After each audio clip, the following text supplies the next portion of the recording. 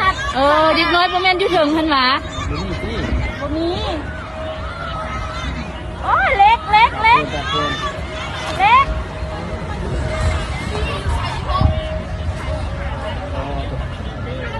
อันตรายเลยมันอยู่ว่างได้บาทนี่ล่ะมีนิดหน่อยมันก่อนสิฮะหลายคนบ่เอาเดี๋ยวกันเลยจุดได้จุดคนที่หมดเลยดึงมาเอาคนมันอยู่ในบ่อไหนล่ะคนน่ะฮะมาปีตัวนี้ขึ้นปีตัวนี้ขึ้น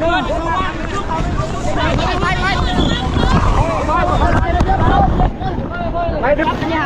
ข้าเราถึงยัง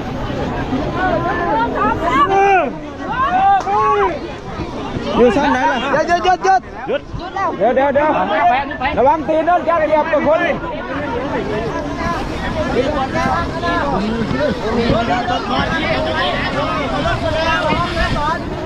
ไผ่ตัดแล้วบ่ตัดแล้วไผ่น่ะจะถอดแล้วเจ้าลงแล้วไผ่ลงไผ่แก้ก้อนทั้งนั้นแก้ก้อนคนอยู่บ่อนไหนมันอยู่ชั้นไหนเจ้าของแล้วเนาะคนในบนจะพูดปีนถึงกับหลังมึงมีประเด็นไหนไม่มองนี่เรามองคนนี้ได้ดึงจะไปนะเห็นปะดึงกับหลังดึงตีออกมาอย่างคนนี้อยู่ในหันนะว่าตอนนั้นมีคนหลายอยู่บ่ไอ้แน่อยู่เลยมีคนจะคนตอนนั้นจะก้าวอ่ะเขาไปอยู่นะ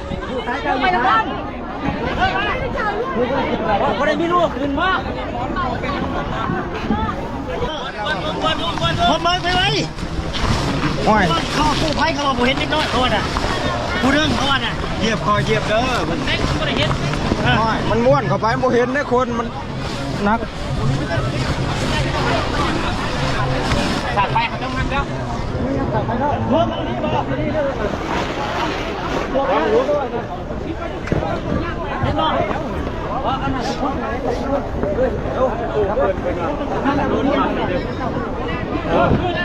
เขาว่าโมเห็นคนหนึ่งเขาว่า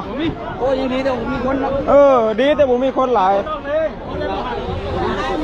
ขึ้นแล้วเขาลงทันไปเนี่ยเบิ่งอยู่หักไปโอ้ตกใจเบิด